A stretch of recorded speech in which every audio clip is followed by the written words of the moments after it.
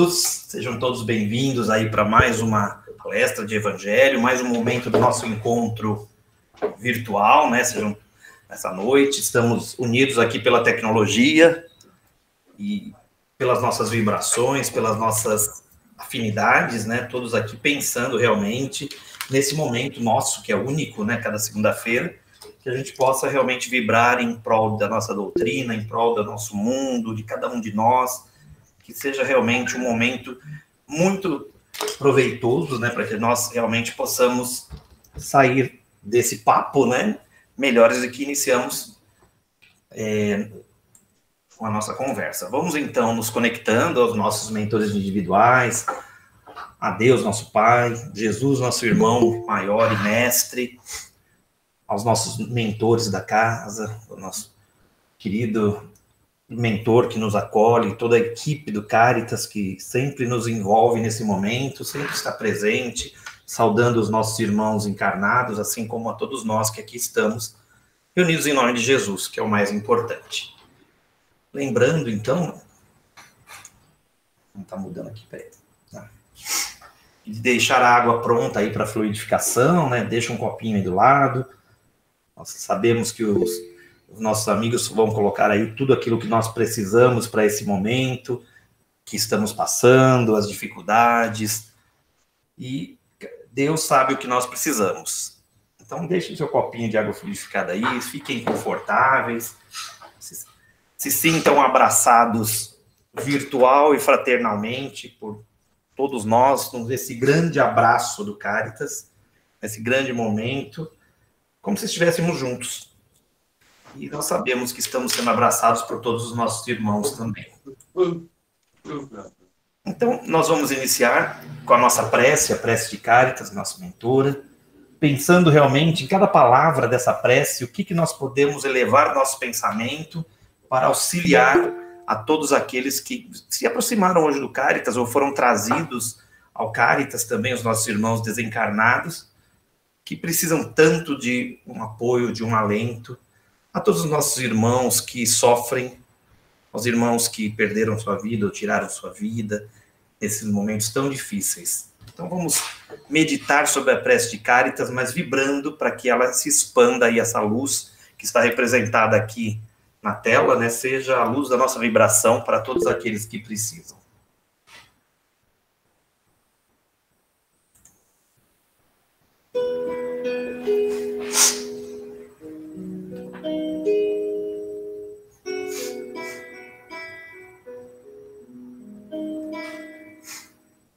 Prece de Caritas. Deus, nosso Pai, que sois todo poder e bondade, dai força àquele que passa pela provação, dai luz àquele que procura a verdade, ponde no coração do homem a compaixão e a caridade. Deus, dai ao viajor a estrela guia, ao aflito a consolação, ao doente o repouso. Pai, dai ao culpado o arrependimento, ao espírito a verdade, à criança o guia e ao órfão o Pai. Senhor, que a vossa bondade se estenda sobre tudo o que criastes. Piedade, Senhor, para aquele que vos não conhece. Esperança para aquele que sofre. Que a vossa bondade permita aos Espíritos Consoladores derramarem por toda a parte a paz, a esperança e a fé. Deus, um raio de luz, uma centelha do vosso amor pode abrasar a terra. Deixai-nos beber nas fontes dessa bondade fecunda e infinita, e todas as lágrimas secarão, todas as dores se acalmarão. E um só coração, um só pensamento subirá até vós, como um grito de reconhecimento e de amor. Como Moisés sobre a montanha, Nós vos esperamos com os braços abertos, ó poder, ó bondade, ó beleza, ó perfeição. E queremos de alguma sorte merecer a vossa divina misericórdia. Deus, dai-nos a força de ajudar o progresso, a fim de subirmos até vós. Dai-nos a caridade pura, dai-nos a fé e a razão. Dai-nos a simplicidade, que fará de nossas almas o espelho onde se refletirá a vossa imagem. Assim seja.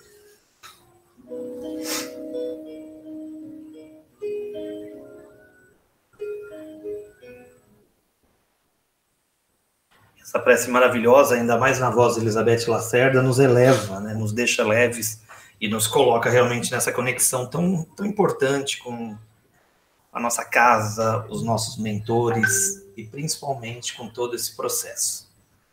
Então vamos seguir aí, porque a gente sempre tem uma música e a música, como diz a frase aí, é a arte mais direta. Ela entra no ouvido, vai para o coração e manifesta-se na alma. Então, essa música de hoje foi escolhida por conta do nosso tema. Então vamos a ela. Chama Conhece-te a ti mesmo.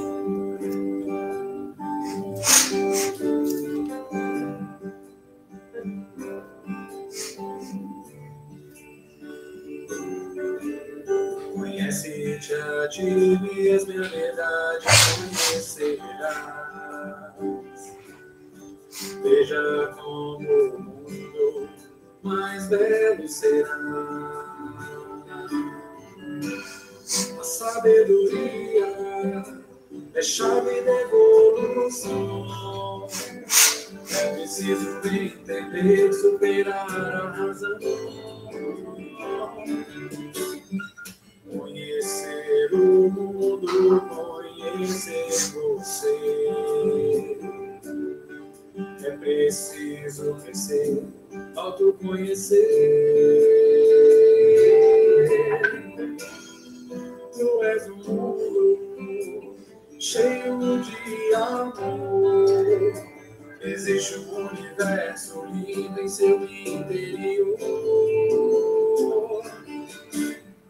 Desvende os mistérios do seu coração. Acharás tanta paz para dar. Solte a tristeza, viva com emoção. Um mundo de tanta beleza. É preciso amar.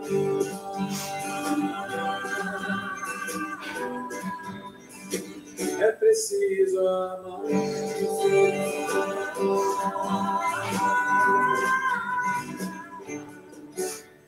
Desvende os mistérios do seu coração.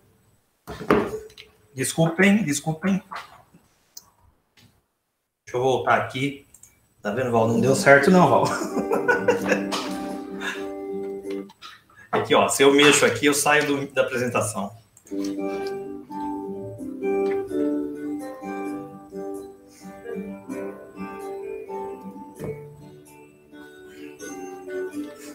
Conhece-te a ti mesmo, a verdade conhecerás. Veja como o mundo mais belo será. A sabedoria é chave da evolução. É preciso entender, superar a razão.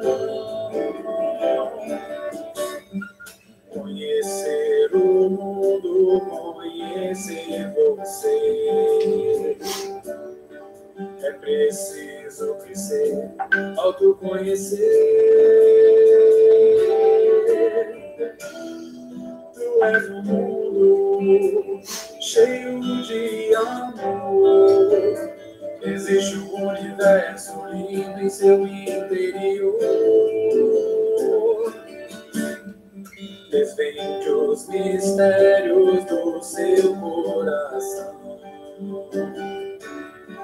Acharás tanta paz para dar.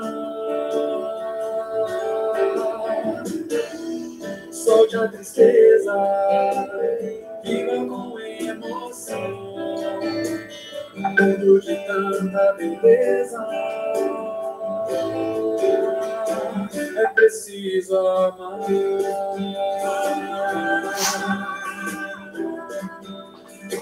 É preciso amar.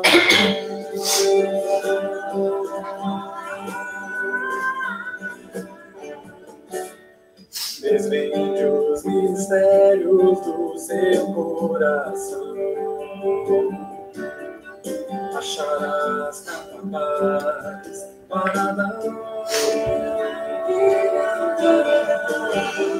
Solte a tristeza, viva com emoção.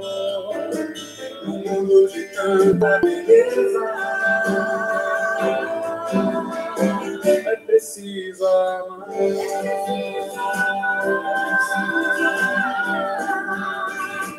É preciso amar.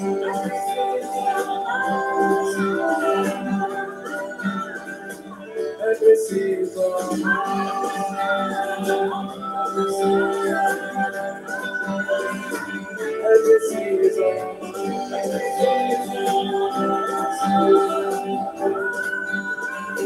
É preciso amar.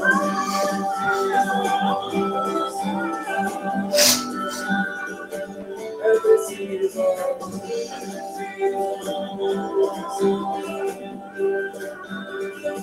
preciso é preciso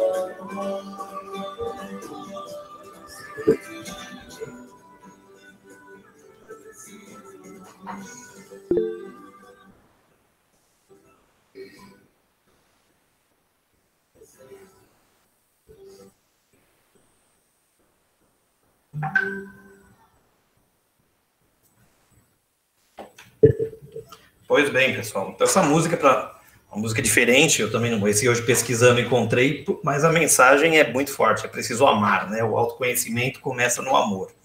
E hoje nós vamos ter como tema justamente o autoconhecimento, a palestra intitulada Conhece-te a ti mesmo. Nós já ouvimos essa frase várias vezes, daquele carinha, sabe aquele cara, o tal de Sócrates, né? Mas não é aquele que foi jogador do Corinthians, não, é o tal de Sócrates, que foi lá da Grécia, um filósofo. Na verdade, essa frase, conhece-te a ti mesmo, né? Que a gente está vendo aqui, ó. Alguém pode ler para mim aí, por favor? Ué, ninguém se abriu. Tá ruim a vista aí? Eu sei que é o tal de Clayton, deve ser Eiton, né? Porque tem um aí, né? Eu ainda não jantei, então não consigo ler direito. Não consegue ler? Então tá bom. Vejam que isso é o que está escrito em grego, e essa frase, né, ela apareceu lá no pronal, na testada do templo de Apolo, em Delfos.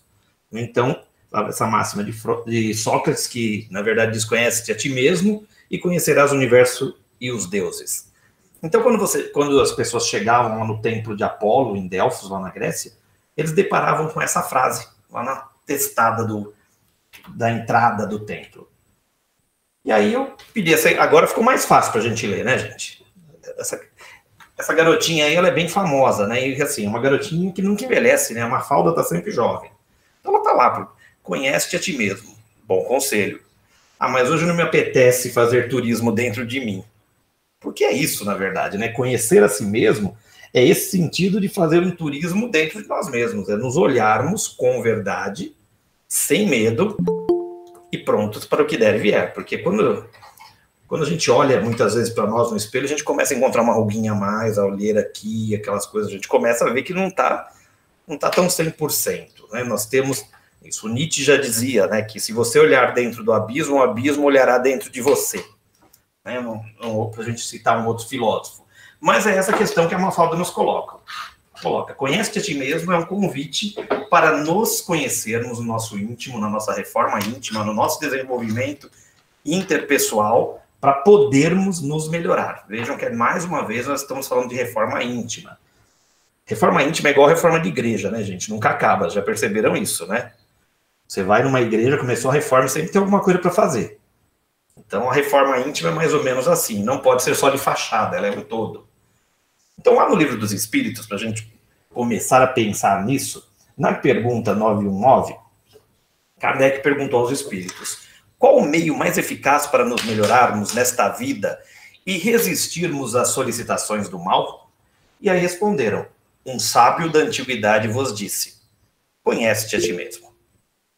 Então vejam que no Livro dos Espíritos, na pergunta 919, nós já temos essa alusão a Sócrates, a esse sábio que eles estão dizendo, o sábio da antiguidade. E se a gente for pensar muito nessa questão dos socráticos, tanto Sócrates quanto Platão, nós encontramos um caminho muito próximo àquilo que hoje nós acreditamos na doutrina espírita, aquilo que Kardec codificou. Porque lá atrás, na Grécia, e olha que faz um tempinho, né? Eu não era desse tempo não, tá, gente? Bom, não sei, né? Vai saber. Mas que eu me lembre, não, tá? Platão, principalmente, dizia que nós habitávamos o mundo das ideias. Nós estávamos ali flutuando nesse mundo das ideias, e ali nós sabíamos tudo, nós conhecíamos, e quando nós encarnávamos, nós esquecíamos. Olha como é interessante isso, né? Isso, antes de se pensar em doutrina espírita, já tinha alguma coisa que ia para esse caminho. E, para Platão, aprender, né, porque nós estamos aqui encarnados para aprender, é o esforço da alma em lembrar. Olha que interessante, aprender é o esforço da alma em lembrar. É dessa discussão, Sócrates e Platão, que nós temos um outro termo, que é a maiêutica. Maiêutica significa, literalmente, o parto de ideias. Quer dizer, nós temos como gerar ideias. E essa ideia, esse parto, é porque sai de dentro de nós esse conhecimento, essa busca, esse aprendizado, tudo isso que está aí. Então, eu me recordo que essas coisas eu estudei na época de graduação, e aí, na época, a gente falava isso. E eu estava começando ainda na doutrina, estava começando, então ainda tinha muita coisa que eu não sabia, mas na época já me chamou a atenção.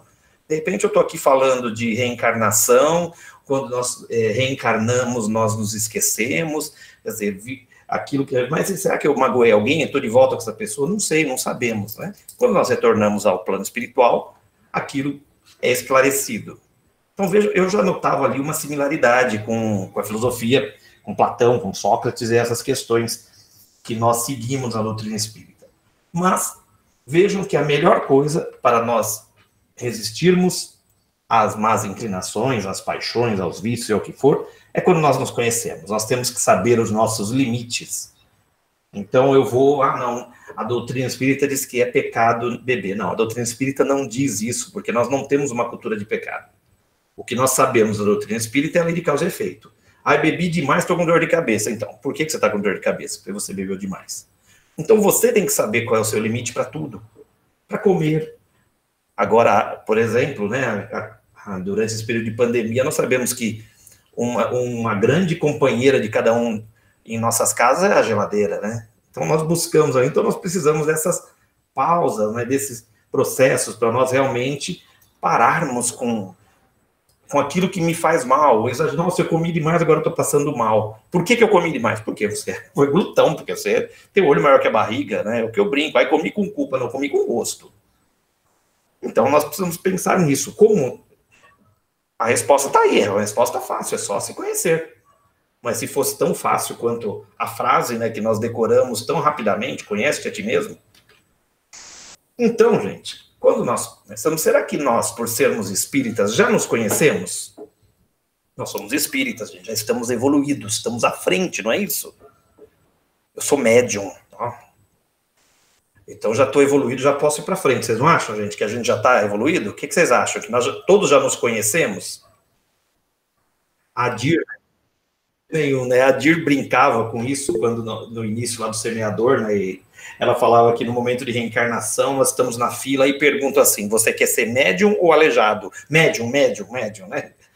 Então, não é mérito, é trabalho, né? Então, toda essa questão. Então, nós ainda não nos conhecemos, nós estamos tentando. Quer dizer, como é que anda o nosso autoconhecimento, né? Como é que você se olha? Como é que você consegue se ver em relação a isso? Como a coisa acontece? Será que dá para a gente realmente se ver? Será que nós estamos nos olhando e nos conhecendo, nos equilibrando, nos gostando, né? Nos amando? Quando a gente se olha, como é que eu me descrevo, né? Como é que eu me vejo? Então o Kardec, ele retruca aquela pergunta, porque o Kardec, a gente sabe que ele perguntava mesmo. Então na pergunta 919A, ele coloca: conhecemos toda a sabedoria desta máxima, que é a máxima, conhece a ti mesmo, porém a dificuldade está precisamente em cada um conhecer-se a si mesmo. Qual o meio de consegui-lo? Olha lá, o Kardec, ainda bem que o Kardec perguntou, que agora nós vamos ter a resposta, né, gente? Agora, olha, agora nós vamos, realmente vai vir a resposta. E aí, Santo Agostinho responde lá: fazer o que eu fazia de minha vida sobre a terra, ao fim da jornada, eu interrogava minha consciência, passava em revista o que fizera, e me perguntava se não faltara algum dever, se ninguém tinha nada a lamentar de mim. Eu não sei se a resposta foi melhor, mas olha, vamos lembrar que Agostinho de Hipona, antes de ser bispo, Agostinho tinha um filho, né? Ele teve uma vida mais mundana, né? Essa questão. O filho dele é o Deodato, inclusive ele escreve um livro chamado Confissões, onde ele coloca tudo isso. Então ele depois se converte e ele se torna um estudioso, como contribuiu não só com a religião católica, mas também com o espiritismo nas suas colocações. E no Confissões, que é uma das obras mais, vamos dizer assim, emblemáticas de Agostinho, é um alto teor psicológico, ele que se coloca nesse ponto. O que ele fez a mais, o que ele fez a menos, o que ele tem que mudar. Mas olha que interessante isso que ele fala. Quando você deita sua cabeça à noite para dormir, né, no final de um dia, é hora de você passar o filme do seu dia. Como é que foi o seu dia? Examinar a sua consciência. O que você fez? O que você deixou de fazer? Será que você magoou alguém? Será que você agiu corretamente como deveria? Vejam que não é no sentido de se autoflagelar, mas no sentido de pensar em tudo aquilo que nós poderíamos ter feito e não fizemos, ou pensar em tudo aquilo que eu não fiz legal e eu quero melhorar. De repente, eu vejo, olha, poxa, eu deixei alguma pessoa chateada. Ah, não vou nem dormir essa noite. Não, não é isso. No dia seguinte, tome a consciência, entre em contato com a pessoa. Nós vivemos hoje esse mundo de pandemia e nós tivemos um falecimento de um professor do Senac, e hoje na reunião foi aquela choradeira, né? E porque ele tirou a vida por conta de depressão. E as pessoas falam: poxa, a gente não percebeu. E às vezes é isso, né? Nesse momento de pandemia, nós não podemos estar juntos todo o tempo. Nós temos WhatsApp, nós temos telefone, é possível mandar um oi: olha, você tá bem? Como é que você tá? Então são essas coisas. Então, se eu pisei na bola com alguém, manda uma mensagem. Ah, mas eu ainda tenho muito orgulho. Bom, às vezes você tem orgulho de olhar na cara e falar, mas escrever, né? A Day está dizendo aqui que o budismo prega isso: ao se deitar, rever o seu dia, analisar e tentar melhor no dia seguinte. Com certeza, é bem isso, né? Quando eu faço um exame da minha consciência, eu estou fazendo um checklist. O que eu preciso fazer amanhã? O que eu posso fazer melhor? Então, é nesse sentido que o Santo Agostinho orienta o Kardec: olha, faz o exame da sua consciência um dia de cada vez, né? Porque isso ele fazia todos os dias. Então, eu não posso hoje fazer o exame dos meus... Antes eu podia cantar 20 e poucos anos, ainda não dá para cantar 50 e poucos anos, só meus 50 anos. Vou fazer todo o exame hoje à noite. Gente, acho que não vai dar à noite, né? Então não é isso, é um pouco por vez, porque nós vamos mudando, nos reformando gradativamente, nos conhecendo um pouquinho a mais. Tem coisas que nós sabemos que, olha, eu vou perder a paciência porque aquela pessoa vai falar tal coisa, então a gente se prepara. Sabe, igual criança, que quando a gente vai falar com a criança, ela fica lá, põe a mão na orelha, tem hora que nós temos que fazer isso, se nós sabemos que nós vamos apelar, né? Então, conhecer a si mesmo, examinando a consciência. Gente, consciência é uma coisa minha. Né? Uma coisa, eu posso compartilhar isso com alguém que me é muito querido, que é amado, pedir um conselho, dividir o peso, posso, mas o exame de consciência é meu. Se eu não quiser falar, o que você está pensando? Não tem aquele ditado, uma moeda pelos seus pensamentos? Tem gente que dá um saco de ouro, mas às vezes não estou afim de falar.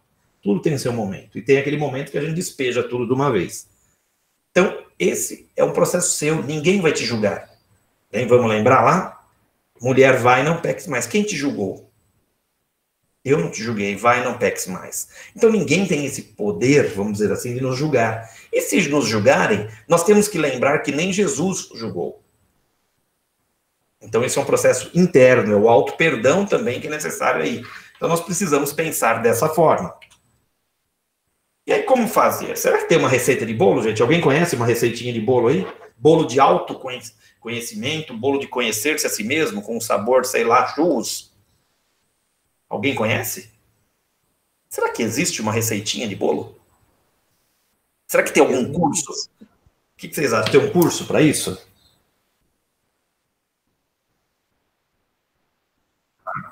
Pela disciplina, né? Você tem que se disciplinar. É aquela coisa de acostumar a fazer isso todos os dias, fazer sempre. Então, aqui vão algumas orientações, tá? Então, primeiro, né? Olha lá, o que ele foi orientando. E o que nós vimos disso? Perguntai-vos o que fizeste e com qual objetivo agiste em tal circunstância. Então, se pergunta mesmo. Nossa, hoje eu fui lá, xinguei o vizinho. Dei um chute no cachorro do vizinho. Por que você fez isso? Qual o objetivo? Por que você fez isso? Ou então, olha, eu passei e fingi que não vi a pessoa para me dar bom dia. Por quê? Ah, não, hoje eu acordei, mas não dei bom dia para ninguém em casa porque eu não estava de bom humor.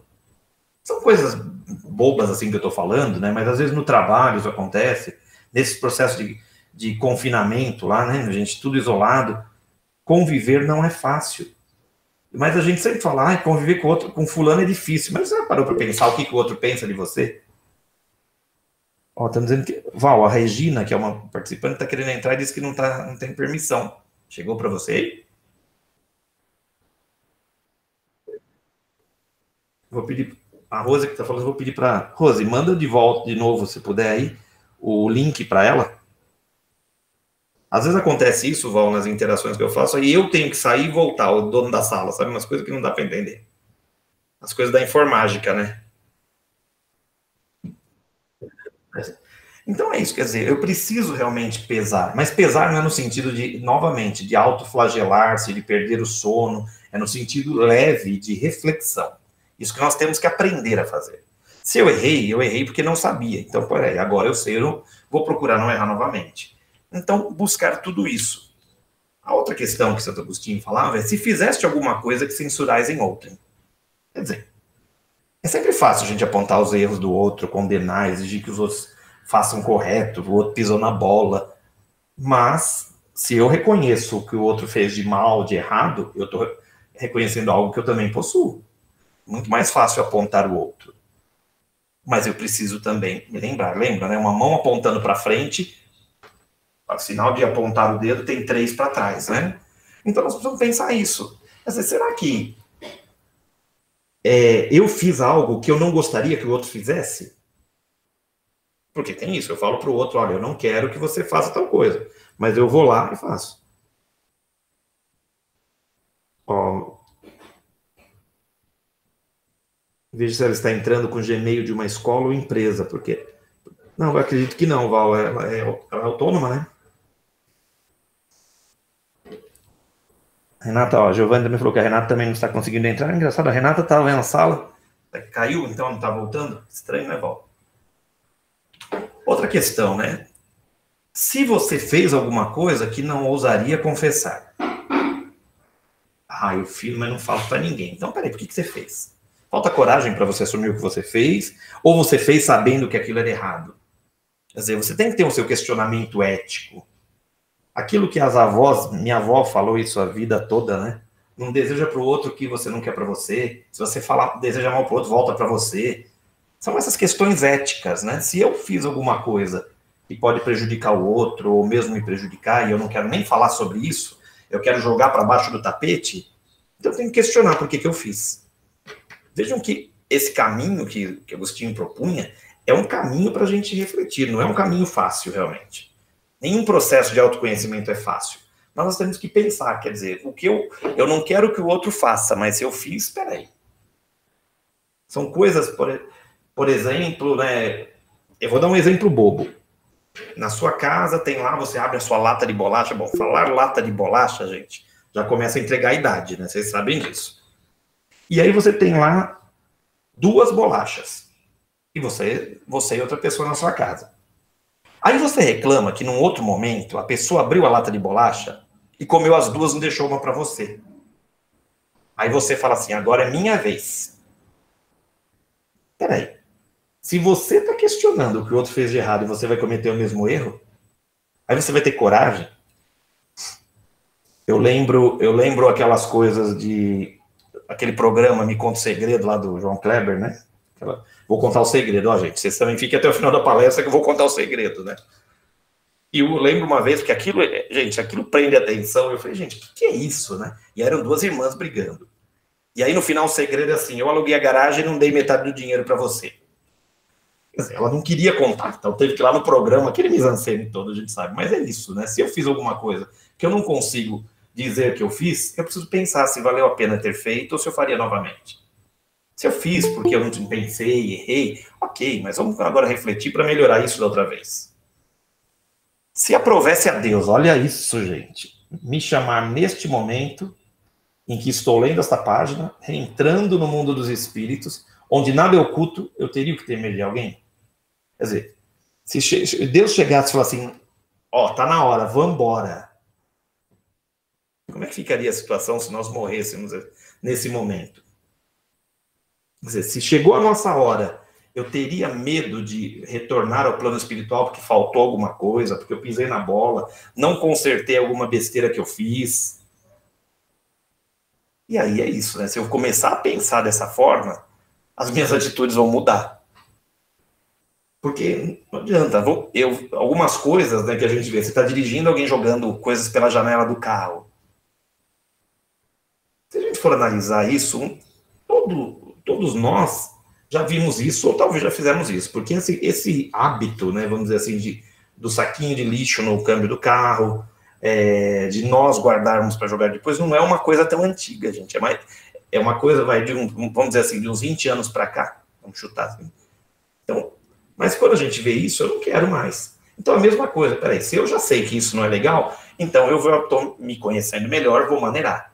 Eu sei que se, por exemplo, né, se eu for em um lugar, sei lá, vou numa loja de doce, eu sei que eu não vou me controlar, vou comer muito doce, então ou eu não vou, ou eu vou com menos dinheiro para, sabe, aquelas coisas, eu começo a me organizar, né? Então, eu sou compulsivo para compras, se eu vou no shopping, eu tenho que sair com 8 sacolas no mínimo. Então, nesse tempo, olha, não estou indo para o shopping, mas será que eu preciso disso? Será que eu não preciso? Acho que exagerando, pegando situações mundanas, mas em relação também, olha, se Deus falasse, Robson, tá na hora, Val, tá na hora, Renata, quem for, tá na hora, você está em dia, não é com o carnê do baú não, nem da Jequiti, tá, gente? Você está em dia com a sua reforma íntima? É nesse sentido que nós vemos aqui. Então, nós temos que parar para pensar. Todos nós, né? Até o palestrante que vos fala. Examinai o que podeis ter feito contra Deus, contra o vosso próximo, enfim, contra vós mesmos. Bom, isso é outro ponto importante.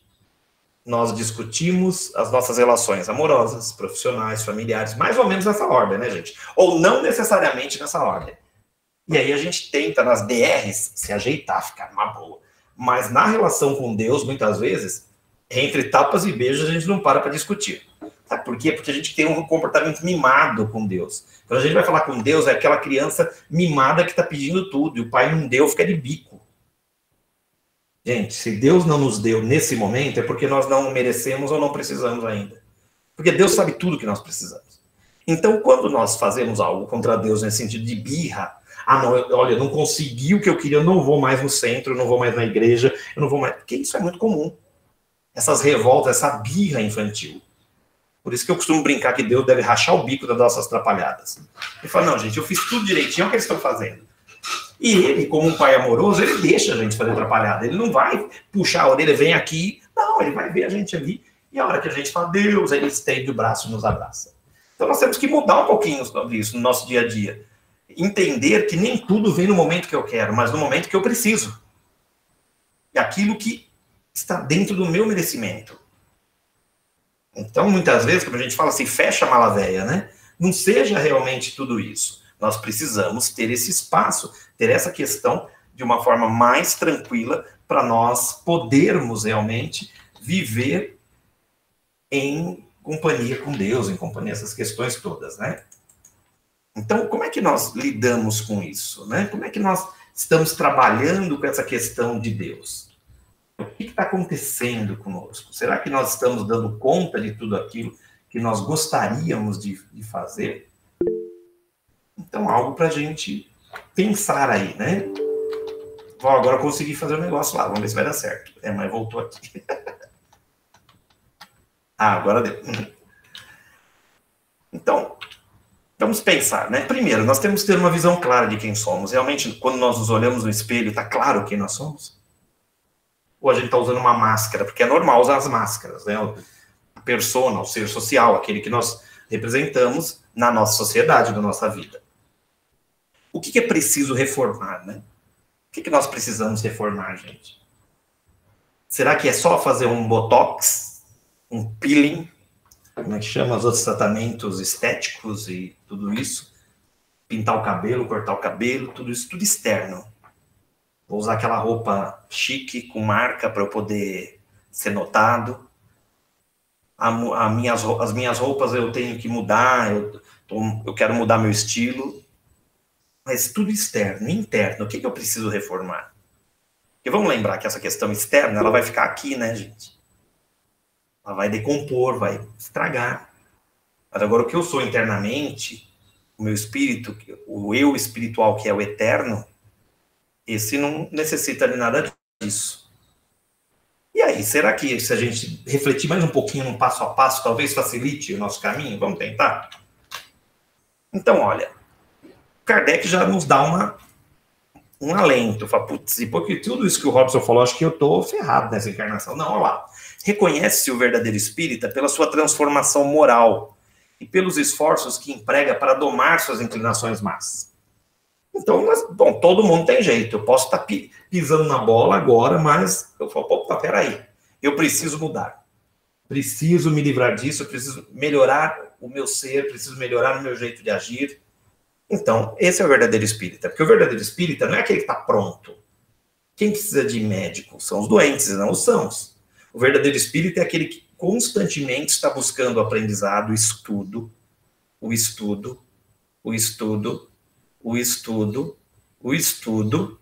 aprendizado, aprendizado, a vida toda. Não combina ser espírita e não se dedicar a isso, a esse aprendizado, gente. E assim, né, a gente fala assim, eu sou um espírita não praticante. Não existe espírita não praticante não, tá, gente? É igual esse negócio de inveja branca. Não, também não existe. Inveja, espírita ou é ou não é, né? No sentido... E você vai ser cobrado pelo que você estudou ou não. Então, vai buscar esse conhecimento. É esse processo de aprender que faz com que nós nos elevemos. Assumir escolhas e responsabilidades, sair da zona de conforto. Às vezes está tão confortável, está tão gostosinho ali. E olha, há sempre duas escolhas na vida. Aceitar as condições em que vivemos ou assumir a responsabilidade de mudá-las. Esse pensamento do James Waitley, nós temos que pensar nisso. Eu sou responsável pelas minhas escolhas, pelas minhas ações. Eu às vezes fico reclamando, mas olha, tá tudo tão difícil. Nossa, o trabalho está fraco, eu preciso arrumar outro trabalho, eu preciso disso, mas eu não saio da minha cadeira, não saio da minha zona de conforto. Eu não me mexo. Eu fico esperando a coisa chegar. Porque vai chegar, Deus vai me ajudar. Vai, mas faz sua parte. Deus não deixa de ajudar ninguém.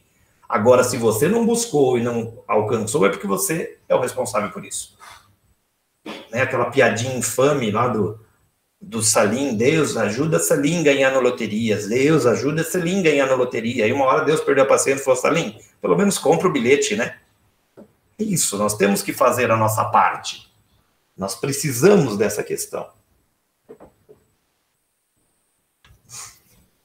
Tomar consciência dos nossos erros e defeitos. Se podes olhar, vê.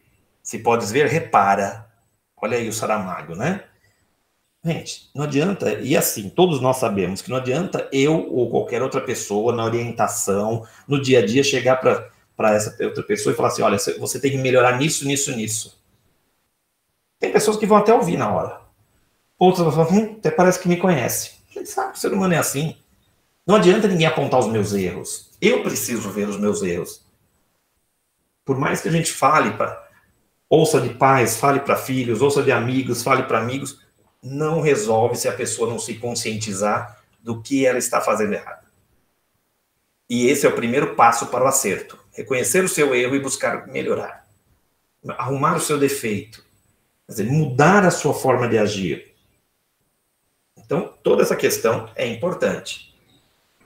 Outra coisa importante, né? O amor próprio. Essa autoestima.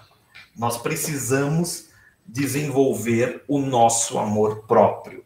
Nós precisamos, cada vez mais, buscar esse amor que está faltando, às vezes, no nosso dia a dia, na nossa forma de buscar tudo isso. O que eu tenho feito? E aí uma frase do Chaplin, né? Aprender a se colocar em primeiro lugar não é egoísmo, nem orgulho, é amor próprio. A Dai está colocando que amor próprio é tudo, e realmente, né? Porque o que acontece? Quando nós aprendemos, né, que é errado a gente se amar, a gente buscar essa questão, a gente muitas vezes vai em busca do amor ao outro, ajudar o outro. Nós temos uma cultura, e eu tenho observado isso há um tempo, refletido muito para falar isso nessa propriedade. Nós, brasileiros, temos uma cultura que nos diz o seguinte: quando você pensa em si mesmo, quando você pensa em você, você está sendo egoísta. Porque nós temos que pensar no próximo. Ok, o amor ao próximo, mas o primeiro próximo sou eu. Se você não está bem, se você não está firme, se você não está feliz, como você vai conseguir passar isso para o outro? E não é egoísmo, porque o egoísmo, olha o nome, egoísmo, quando eu estou pensando em mim, esquecendo o mundo. Quando eu começo a olhar para mim, num sentido de me melhorar, é porque eu sei que o mundo à minha volta também será melhorado pelas minhas atitudes. O amor próprio é isso. Então, lidar com essa questão de se olhar, se amar, se cuidar, em primeiro lugar, como está nessa frase do Chaplin, não é egoísmo, é uma necessidade humana. E o que eu vejo em conversas, ao longo dessa caminhada como educador, tudo, é isso. Ah, mas eu tenho que pensar mais no próximo, e eu estou me largando. Não, eu preciso desse equilíbrio. Eu não ofereço a ninguém aquilo que eu não tenho. Eu não consigo dar para ninguém aquilo que eu não tenho. Se eu não tenho amor próprio, como é que eu vou ajudar o meu próximo, que eu amo, a ter amor próprio? Se eu não consigo ter uma autoestima elevada, como é que eu vou ajudar o outro a ter autoestima elevada? Não existe. Nós temos que trabalhar nesse sentido de vencer aquilo que não é orgulho, não é egoísmo, mas sim que vai me colocar numa posição onde eu esteja pronto para dividir o meu amor com os outros também. É algo que nós temos que vencer. Porque assim, mas olha, eu trabalhei tudo, mas se eu comprar isso, vão achar que eu comprei para aparecer por egoísmo, porque eu não quis dar. Gente, nós vivemos em um mundo capitalista e nós trabalhamos para conquistar nossas coisas, e mesmo assim é difícil. Então também tem essa questão, se eu tenho algo, eu conquistei algo, e eu já tenho esse pensamento, eu tenho que realmente pensar se eu merecia esse algo, se eu precisava. E quando eu tenho algo que é material, mas que é para facilitar a minha vida, a minha família, o meu todo, eu preciso realmente me libertar disso. O Walter dizendo que seria um amor de cobrança, né? A Nadir falou, se eu não me amar, como amar o outro? A Dai falou, amor próprio é tudo no primeiro, segundo, terceiro. Quer dizer, o amor de cobrança, o Val colocou, quer que o outro resolva o meu problema. Amor de cobrança é isso. Olha, eu te amo, mas... Quando você põe o mas, gente, acabou. Esse amor não existe. Mas você me ama, te amo, mas... Peraí, como mas? Porque o amor que nós buscamos, se a gente for pensar o amor ágape de Jesus, é um amor incondicional. Ninguém está preocupado com essa questão. Não é um amor carnal, é um amor fraterno, um amor maior. Então, quando a gente tem... E esse amor maior, esse amor ágape, esse amor que envolve, ele também diz quando a pessoa está errada. Ele tem essa coragem. Por que a gente briga muito com os amigos? Porque o amigo tem coragem de dizer pra gente as coisas que os outros podem até falar, o inimigo pode falar e nós não ouviríamos. Eu tenho um compadre que ele falou que nós temos que ter preocupação com os amigos, porque com o inimigo a gente já sabe que não vale nada mesmo, então a gente não chega perto. E é isso. Então, devemos fazer isso, nos colocar em primeiro lugar, no sentido de falar, não, eu estou aqui firme e agora eu posso auxiliar o outro. Quando a gente viaja, né, as aeromoças no avião, elas falam que em caso de descompressão da cabine, máscaras descerão, coloque primeiro no seu rosto para depois colocar numa criança. Olha que interessante isso. Por que eu não vou pôr primeiro na criança? Porque se eu passar mal, não conseguir, a criança não conseguirá colocar em mim.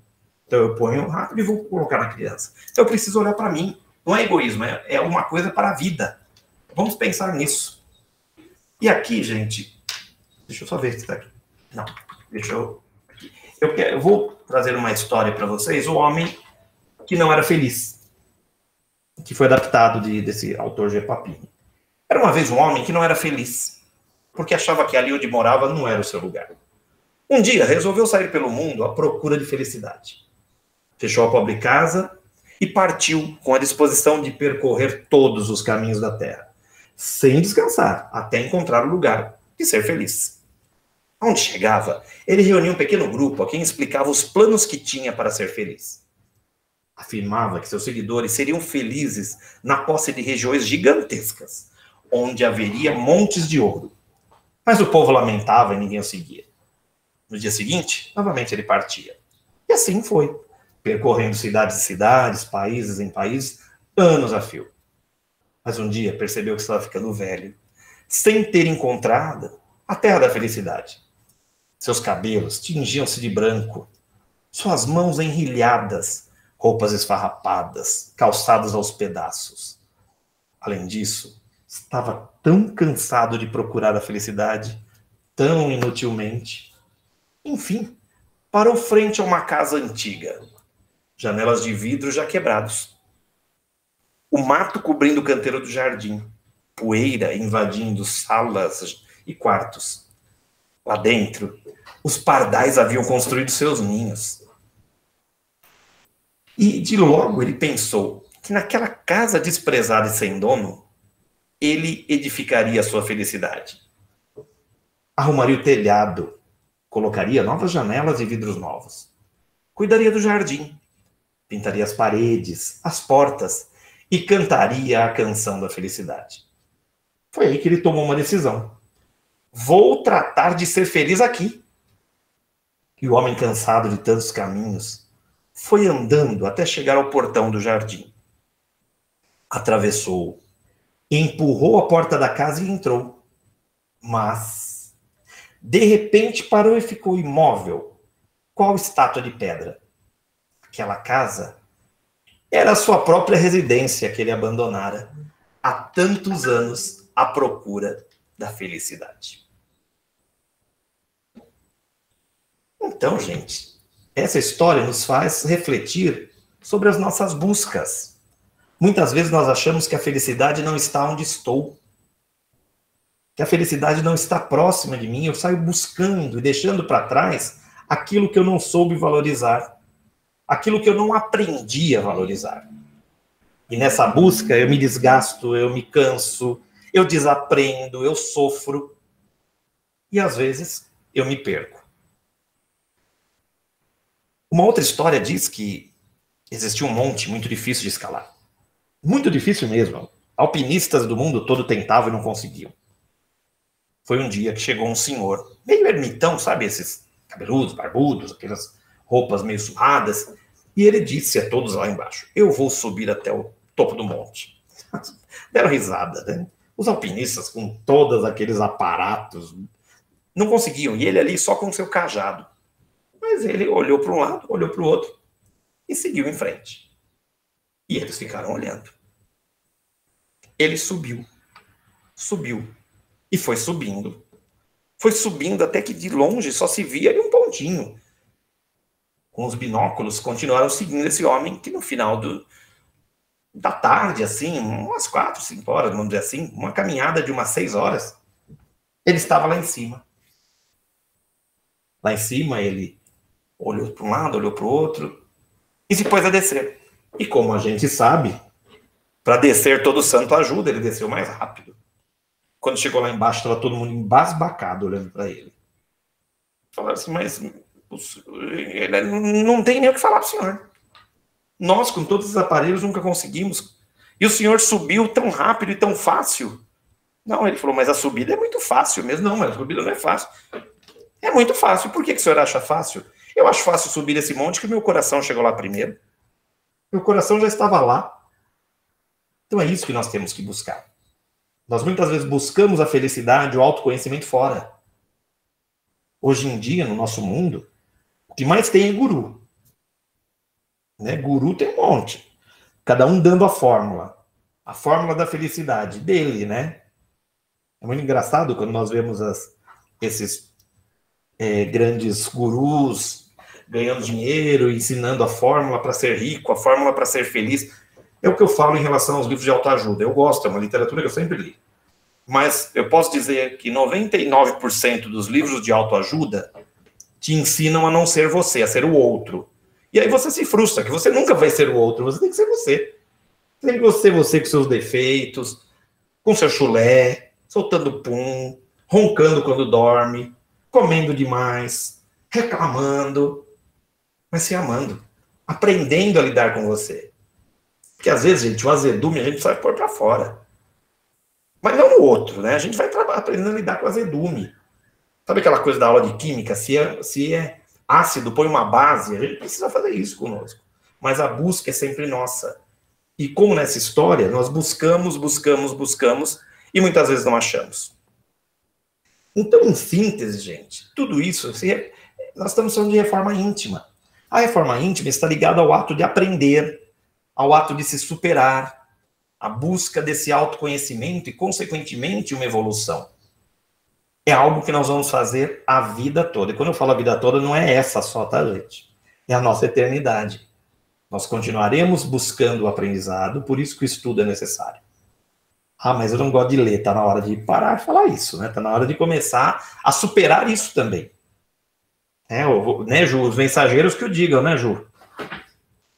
A Ju tá aí ainda? É necessário ler e estudar, gente, porque nós só aprendemos estudando. Não há outro caminho, nós precisamos de toda essa questão. Se nós não fizermos isso, fica difícil, né? Então nós temos que vencer, porque até isso, eu tenho preguiça de ler. Gente, tá aí uma coisa que você tem que superar. Eu sou daquele que eu vou no centro, eu já saio falando mal da vida alheia. Opa! O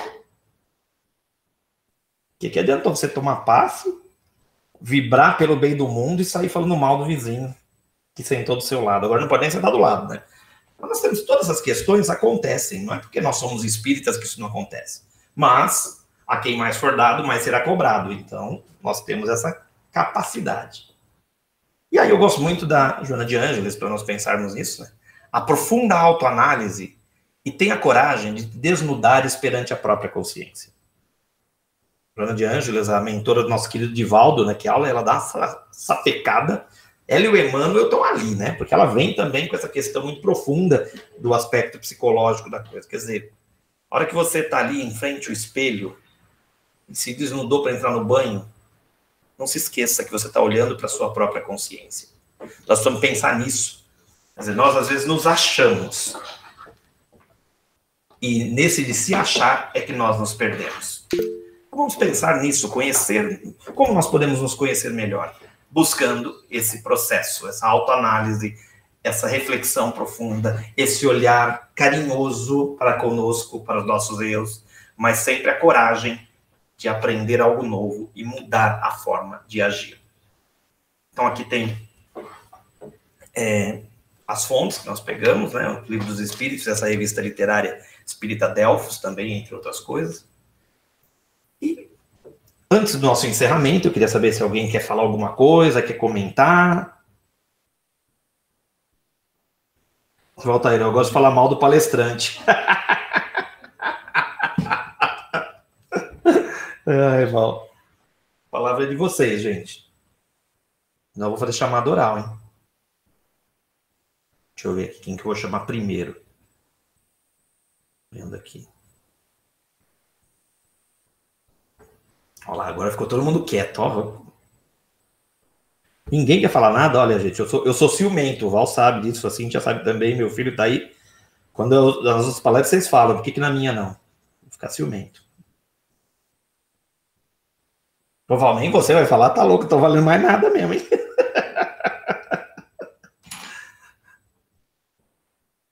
Olha, Lorelei falou reforma íntima, essência do espiritismo. Então a Ju chama pelo nome, por isso não, também vou chamar. Então, peraí. Vou deixar chamada oral aqui, vamos começar. Lorelei falou, tu escreveu. Cíntia, você tá aqui do lado, fala alguma coisa aí. Tem que falar alguma coisa e escrever, senão...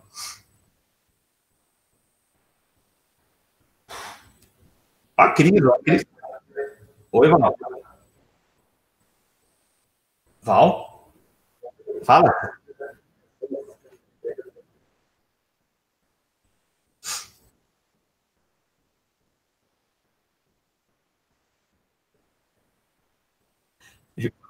Faz de conta que não é comigo, né, Val? Não, tô esquecendo. Olha, o pessoal fica boicotando aí, né? Bom, gente, a gente está chegando então, já que ninguém vai falar nada, o pessoal já colocou aqui no chat, né? Agradecer aí a presença de todos, aí os convidados aí também, que mandei hoje tá a Rose aí, conseguiu, a Regina entrou, Rose? Conseguiu? A Regina entrou, acho que entrou. Então, agradecer aí a todos, né, pela presença, e vamos para o encerramento, agora nos conectando mais uma vez aos nossos irmãos espirituais, a Deus nosso Pai, Jesus nosso irmão maior e mestre, pedindo que tudo aquilo que nós necessitamos e merecemos, que eles possam nesse momento colocar nas nossas águas, fluidificando as nossas águas, para que elas sejam o bálsamo, o remédio para a nossa vida, para o nosso espírito, para o nosso corpo. Que nós possamos nessa vibração de amor expandir essa felicidade de estarmos juntos em nome de Jesus para os nossos lares, para os nossos familiares, para os nossos amigos de trabalho, para os nossos amigos que há tempos de repente não vemos.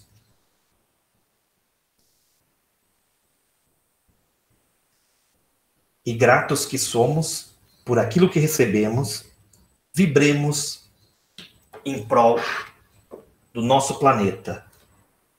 Mandemos ali uma vibração de amor, de cura, envolvendo todo o contorno geográfico do planeta Terra, todos os povos, envolvendo os governantes, para que entendam que o ser humano vale mais do que a política. Envolvamos nessas vibrações todos os profissionais de saúde que estão aí enfrentando a pandemia na linha de frente. Envolvamos os pesquisadores, cientistas que estão em busca dessa vacina.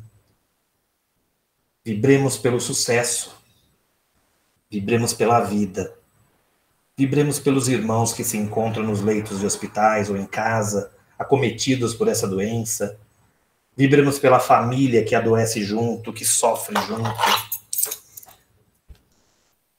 vibremos pelos irmãos que desencarnaram, vibremos pelas famílias que ainda não conseguem lidar com essa dor,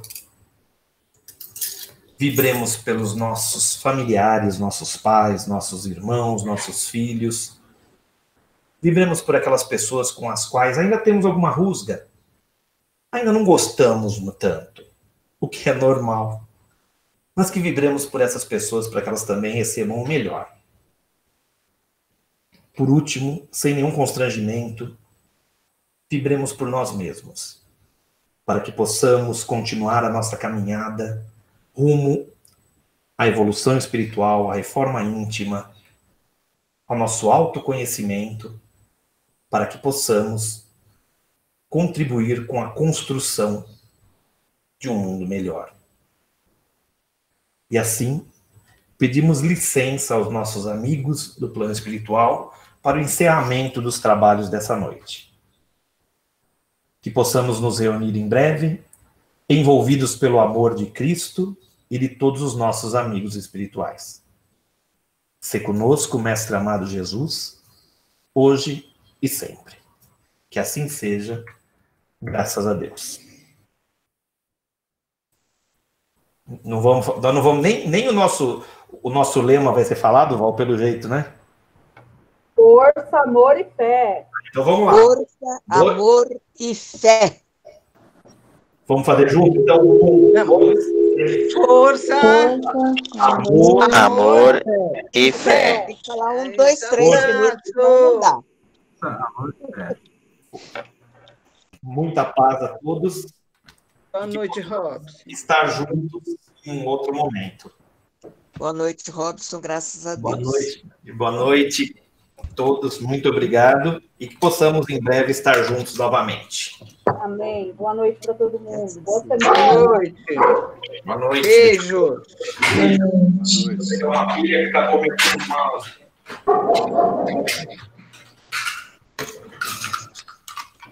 Acabou me mouse na hora. Deixa eu baixar o meu aqui. Não consigo voltar para a tela.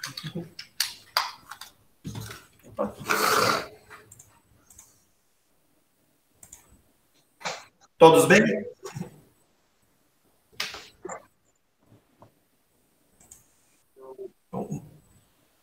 Legal, gente.